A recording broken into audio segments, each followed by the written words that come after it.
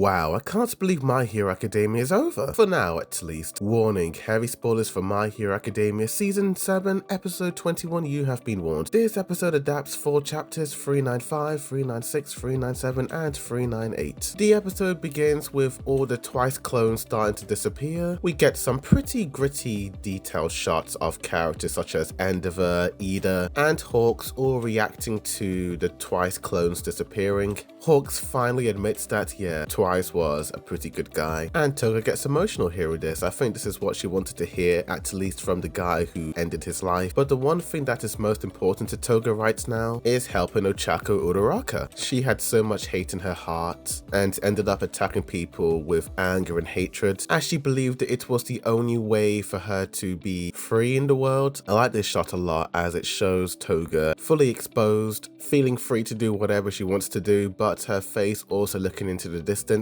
Despite the excruciating pain Ochako is going through, she refuses to let anyone drop and is making sure everyone gets a safe landing. Seeing how hard Ochako fought to try and get through to Toga, saying those nice words, and also being at death's door, yet also helping others, it making Toga realize that Ochako is the real deal. She was being honest with her words. She tells her that the League of Villains will destroy everything, and is so confident that that is the world where she will live easy. Toga knows that she could just escape and try and help out Shigaraki, but she does not want to lose the one person who was the nicest to her and finally acknowledged and understood her. That would give her more pain than she could ever imagine, and she's more than happy enough to give all of her blood to Ochako Uraraka. I liked Toga's smile in the previous episode, but this smile is a lot softer, and I like how Toga and Ochako's faces are merged in this scene, showcasing how similar yet very different the two girls are. They're different in their ideologies when it comes to the world, but when you break it down, as teenage girls, they have quite a lot in common. Ochako could have destroyed her. She could have captured her and taken her to the authorities, but Ochako was like, nah, I'd help that poor unfortunate soul. Toga calling Ochako weird, and Ochako also calling her weird for helping her, showing how very similar these two people are. There could have been another universe where these two would have gotten along.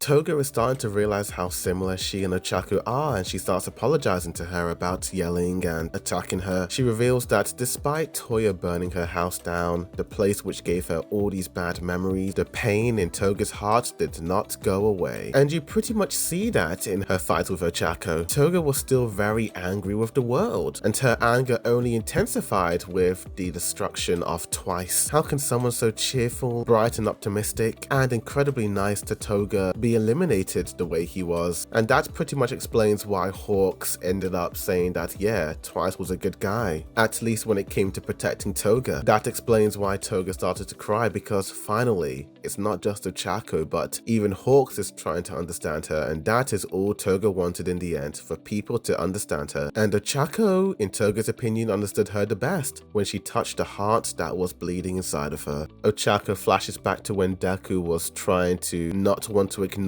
the darkness inside of Shigaraki, and Ochako also too wanted to not ignore the darkness inside of Toga. What makes My Hero Academia so much more superior than other shonen series is that for some of these female characters like Toga and Ochako are written to be flawed individuals who eventually will try to understand one another. Even though Toga hates the world, she still doesn't hate Ochako. Even though Ochako is in love with the main character, she has risked her life for others and also to help a villain out. You don't just risk your life for the boy you have a crush on, you do it because you want to believe that there is a brighter world for everyone. I love how we see Toga showing regret over not understanding this feeling sooner. The desire to also want to help out others by giving their blood away too, instead of taking it away. It's so simple. Toga feels happier helping others that she loves instead of taking away parts of them. And her final words are that of a normal girl with the cutest smile in the world. Mate, I was so amazed by this entire sequence of events. I couldn't believe Toga sacrificed her life for Ochako. Such an amazing scene. But now we cut to All Might and All For One's battle. And even Even though the two of them fought back in season 3, this is the moment which Night Eye feared would eventually happen, when All Might comes face to face with a foe who may put an end to the man of justice. But All Might is a man to keep moving forward, and we get some wild shots of him and All For One as they come face to face. Mate, I had no idea what All Might was planning, but him turning into Iron Man was not what I was expecting. Dude, the transformation of all these armored plates just attaching themselves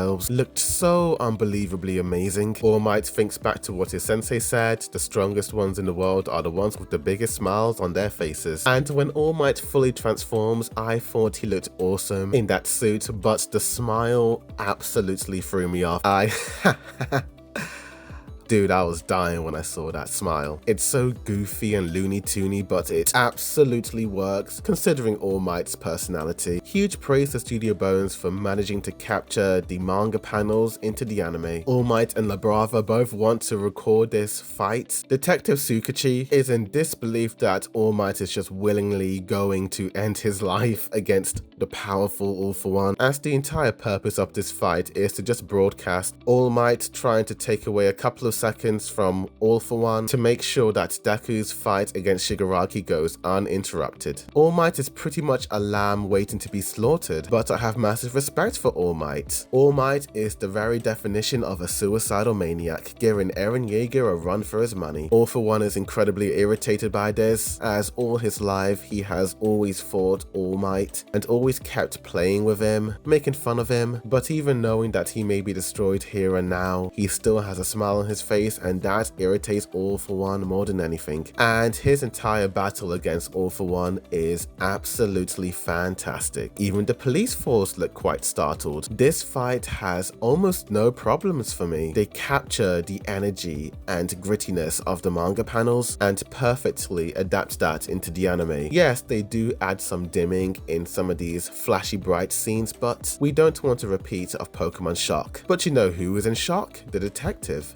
He cannot believe what he is seeing right now. We then get a pretty shocking reveal that did surprise me. He pretty much confirms the movies are canon. Yes, we did see those flashback scenes in the previous episode, but to hear a main character actually acknowledge the movies, it's awesome. What I love about the next scenes is that when All Might says that they have known each other so long and says the words "my dear friend," we have a split panel of both All For One and Detective Tsukuchi. I love how it implies that All Might refers to both of these two as his dear friends, as All Might's long and drawn out rivalry with All For One has made him his rival, while Detective Tsukuchi is possibly one of his oldest friends, who's pretty much been by his side since his first encounter with All For One. Dude, I was so stunned to learn that All Might is in his late 50s. I couldn't believe that. While All For One is trash talking, he can't help but reminisce on when he first met his sensei. I was surprised to see how cold she was to All Might when he first met her, and actually getting some All Might backstory. His entire family was destroyed. When and how? I want to know why. I wish they had expanded on this, it was so interesting. But it was painfully ironic how she also said her family was destroyed, not knowing that Shigaraki was alive somewhere. But All Might wanted to be a symbol of hope, made her acknowledge him. I love the scene of when he says that he wants to be a symbol of peace. We have this wide shot of a destroyed city in the background. The contrast is so great. All Might acknowledges that he can't just rebuild the broken hearts of people and get rid of that fear, so instead he wants to put hope into the hearts of people by smiling in the face of danger, and that's what he does in his fight against All For One. And we get some wild shots of All For One, mate. Studio Bones put their all into these shots and frames. It's so nice and heartwarming seeing the bond that All Might has with Detective Tsukuchi as he tears up as All Might gets battered and bruised. Despite that, he takes a stand, thinks back to when Deku said that even if he doesn't have a quirk, can he still be a hero, and he sees his younger self in Deku. He does what he does best and laughs and starts to charge up and get ready for his confrontation with All For One. Deku starts to sense that All Might's spirit is fading away, and we see his battle with Shigaraki, and wow. The anime did a good job, but man, the manga had a lot of intensity. But those are the final few frames of the episode, and it's a 10 out of 10, dude. What a phenomenal episode it was. So much heart and emotion, yet also preparing us for the final season. I can't believe we're in the final season. It's been a wild ride, with of highs and lows, but I think it's my favorite season of My Hero Academia so far. What a fantastic season. Tell me in the comments down below, what did you guys think of this season and this episode? Did you like it? Did you hate it? Tell me. Like this video, subscribe for more anime videos, reactions, comparisons, breakdowns, news updates, and more.